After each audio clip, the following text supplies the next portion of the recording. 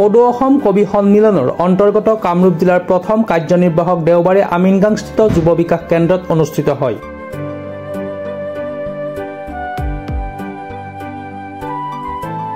সভাত সভাপতিত্ব কৰে জগন্নাথ কলিতাই, উদ্দেশ্য ব্যাখ্যা কৰে অচ্যুত কলিতাই। সভাত বিষয়ববীয়াসকলে বিভিন্ন প্ৰস্তাৱ ৰাখে। সবিতা দেৱী বৰুৱাৰ ভক্তিমূলক গীতেৰে সভাৰ শুভাৰম্ভণি কৰা হয়।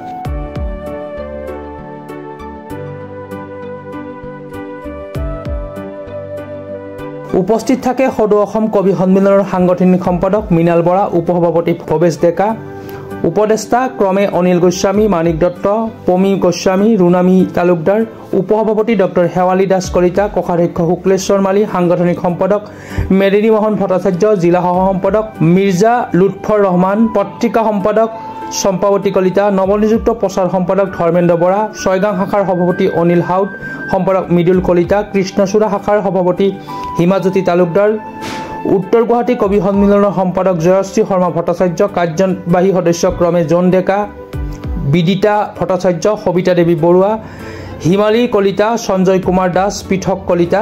সভাত কেইবাটাও কাৰ্যসূচী পালন কৰা হৈছে। ডক্টৰ শেৱালী দাস কলিতাৰ উপন্যাস জীৱনৰ নতুন খোজ উন্মোচন কৰে সভাপতি জগন্নাথ কলিতাই।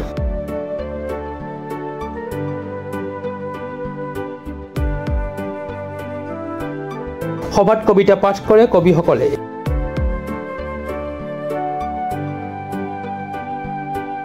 শেষত শলাগৰ শৰাই আগবঢ়ায় সম্পাদক অচ্যুত কলিতাই।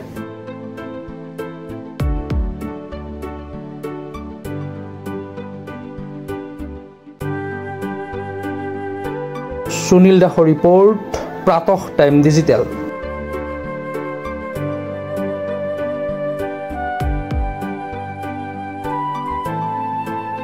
Mobile plus physiotherapy wellness and rehabilitation centre দক্ষিণ কামৰূপৰ ব্যৱসায়িক প্ৰাণকেন্দ্ৰ বিজয়নগৰৰ লগতে VIP চক আৰু গুৱাহাটী মালিগাঁও পাণ্ডৱনগৰত থকা তিনিওখন ক্লিনিক বৰ্তমান প্ৰায় 20 বছৰৰ অভিজ্ঞতা পুষ্ট তথা এতিয়ালৈকে প্ৰায় 40,000 ৰোগীক সুস্থ কৰি তোলা ডক্টৰ পল্লৱী নাথৰ তত্ত্বাৱধানত চলি আছে।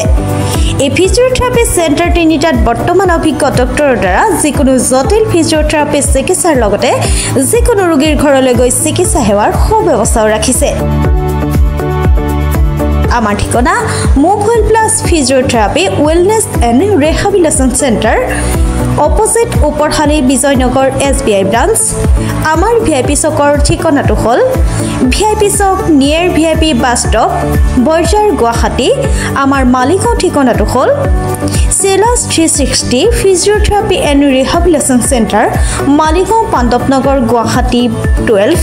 আমাৰ যোগাযোগ নম্বৰ হৈছে 8011744696।